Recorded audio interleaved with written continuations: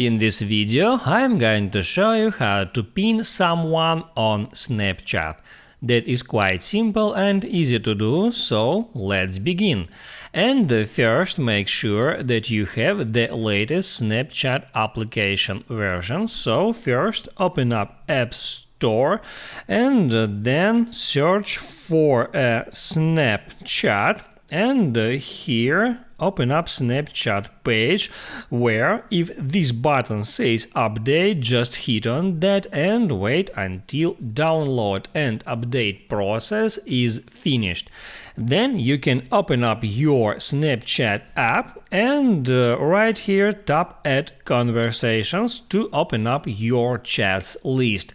And now from here you can pin any conversation to the very top of that list. Just hold down on the conversation and from here tap Add Chat Settings and then select Pin Conversation. Now that conversation has been pinned to the very top and you can in any time pin there some more conversation to the very top.